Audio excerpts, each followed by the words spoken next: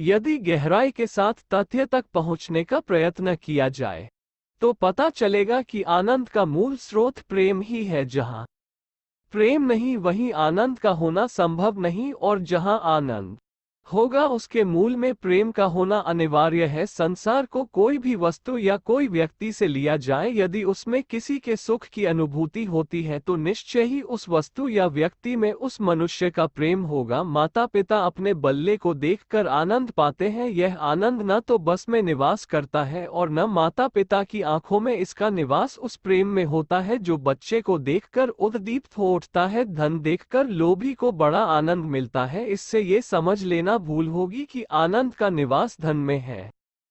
यदि ऐसा होता तो धन सबके लिए ही आनंद का कारण होना चाहिए था, जबकि ऐसा होता कभी नहीं। एक निष्प्रेह व्यक्ति को न तो धन का भाव आनंद देता है और न अभाव दुख। धन को देखकर लोभी को आनंद होने का कारण यही होता है कि उससे उसे प्रेम होता है। ये ध्यान के प्रति प्रेम का ही कारण है कि धन पाकर लोभी को उतना ही आनंद होता है जितना दुख उसके चले जाने पर होता है। इसी प्रकार कोई भी व्यक्ति अथवा वस्तु क्यों न हो, यदि उसके भावाभाव में सुख होता है तो यही मानना पड़ेगा कि मनुष्य को उसके प्रति प्रेम है। दो मित्रों को ले लीजिए, उन्हें एक दूसरे को देखकर मिलकर और परस्पर संपर्क में आकर बड़ा आनंद आता है।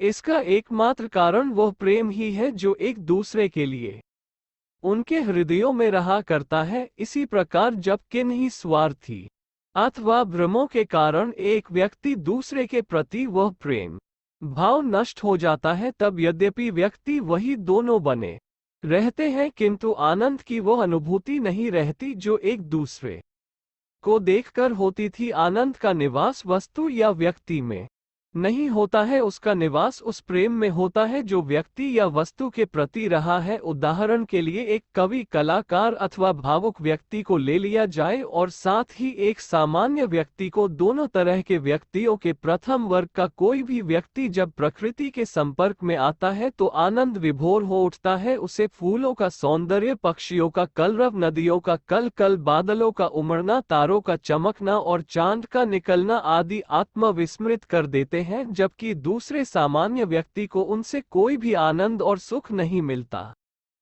इसका एक ही कारण है और वो ये कि कवि, कलाकार और भावुक व्यक्ति को प्रेम होता है और दूसरे सामान्य व्यक्ति को नहीं। इसी प्रकार एक व्यक्ति ईश्वर का गुणगान सुनकर भाव विभोर हो जाता है, तन मन की सुध भूल जाता है, उसका हृदय गदगद हो उठता है, शरीर पुलक उठता है और आंखों से आनंद के आंसू बहने लगते हैं। पर दूसरा व्यक्ति कितनी ही कथाएं सुने, कितना ही भजन कीर्तन में भाग ले, कितना ही ईश्वर का गुण गाए अथवा सुने, किंतु उसकी स्थिति यथावत बनी रहती है, उसे कोई विशेष आनंद की उपलब्धि नहीं होती। इसका कारण यही होता है कि एक को ईश्वर से प्रेम होता है और दूसरे को नहीं। आनंद का निवास न तो कथा कहानी में है और न भजन कीर्तन में, उसका निवास तो उस प्रेम में होता है जो किसी को ईश्वर के प्रति होता है। जिस प्रकार अंधकार का अपना अस्तित्व कुछ नहीं होता, उसी प्रकार दुख का भी अपना अस्तित्व कुछ नहीं होता। प्रकाश का अभाव ही अंधकार होता है और प्रेम का अभाव ही दुहक है। दुखों का जन्म मनोविकारों और वासनाओं से होता है। लोभ, मोह, ईर्ष्या, द्वेष आदि के निकृष्ट मनोभाव अथवा मनोविकार ही दुहक का हेतु बनते हैं और वासनाएं आत्मा का सौंदर्य शोषण कर उसे दुखों से भर देती है। मानव हृदय में इन मनोविकारों का अस्तित्व तभी तक रहता है जब तक कि उसमें सच्चे प्रेम का प्रकाश नहीं फैलता। हृदय में प्रेम का प्रकाश फैलते ही मनोविकार वैसे ही दूर हो जाते हैं जैसे दीपक के जल उठने से कक्ष का तिमिर नष्ट हो जाता है। प्रेम का स्वाद, रस और अनुभव मिलते ही मनुष्य का हृदय अलौकिक सौंदर्य से भर उठता है, उसकी आत्मा तृप्त हो जाती है। तब उसे न कोई वासनाएं रहती है और न कामनाएं। ऐसे निर्मुक्त हृदय में विकारों के रहने की संभावना नहीं रहती। मनुष्य निर्विकार एवं निष्कपट होकर आनंद से भर उठता है। प्रेम में मनुष्य का जीवन बदल देने की शक्ति होती है।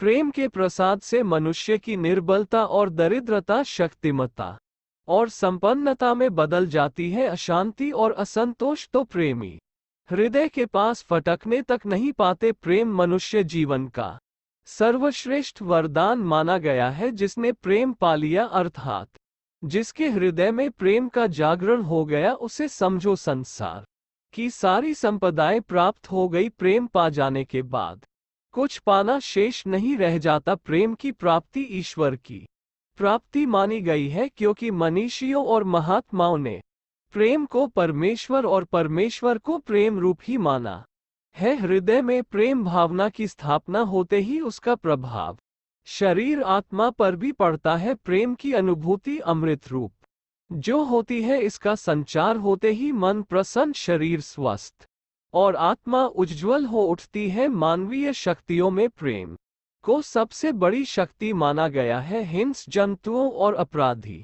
व्यक्तियों से भरे वनों में ऋषि मुनियों के पास रक्षा के साधनों में न तो अस्त्र शस्त्र होते थे और न सेना की शक्ति, उनके पास तो एक प्रेम की ही वो शक्ति रहती थी जो सारी शक्तियों की सिरमौर मानी गई है। इसी शक्ति और बल के आधार पर वे शेर, चीते, भालू, भेड़िए और सर्प जैसे घातक जीवों को नम्र बना लेते थे और चोर लुटेरों को श्रद्धा के लिए विवश कर देते थे। प्रेम में महानतम वशीकरण बल होता है, इससे शत्रु मित्र घालक पालक बन जाते हैं। प्रेम द्वारा मनुष्य सारा संसार वश में कर सकता है। भक्त के वश में भगवान के रहने की जो बात कही जाती है, उसका आधार प्रेम ही तो है। प्रेम के बल पर ही उपासक पत्थर में भगवान के दर्शन कर लेता है। पीड़ित जनता प्रेम पुकार द्वारा ही तो उसे धरती पर उतार लाती है। प्रेम की शक्ति अपार है, उसकी महिमा अकथनीय है। प्रेम भाव की प्राप्ति न पुस्तकों से होती है और न उपदेशों से। उसकी प्राप्ति धन अथवा संपत्ति से नहीं होती और न मान और पद प्रतिष्ठा ही उसको संभव बना सकती है।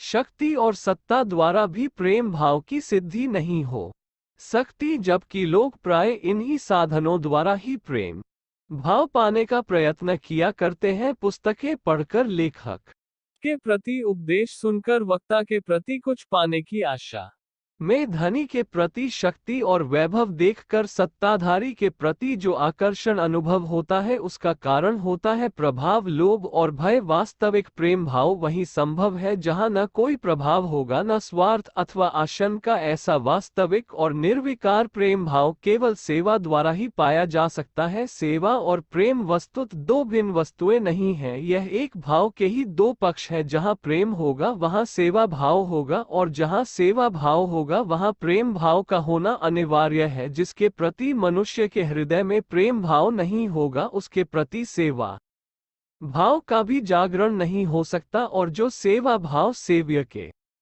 प्रति प्रेम भाव नहीं जगा सका, वो सेवा नहीं, स्वार्थपरक चाकरी का ही एक रूप होगा, जिसकी सेवा करने में सुख, शांति और गौरव का अनुभव न हो। समझ लेना चाहिए कि उस सेव्य के प्रति हृदय में भाव अवश्य नहीं है। सच्चा सेवा भाव माता की सेवा में ही प्रतिबिंबित होता है। जितनी अधिक और निस्वार्थ सेवा एक माता बच्चे की करती है, उतनी सेवा एक प्रेमी अपने प्रीति भाजन और एक भक्त अपने भगवान की कर सकता है। जिस सेवा में भक्त और माता जैसा निस्वार्थ भाव नहीं होता, वो आध्यात्मिक सेवा नहीं होती, जिसके द्वारा आनंद के मूल स्रोत सच्चे प्रेम की प्राप्ति की आशा की जाती है। ऐसी निस्वार्थ सेवा दुखियों के सिवाय किसी की भी नहीं की जा सकती। ऐसे पात्रों से कुछ पाने की आशा तो की ही नहीं जा सकती, अस्तु इनकी सेवा निस्वार्थ सेवा ही हो सकती है।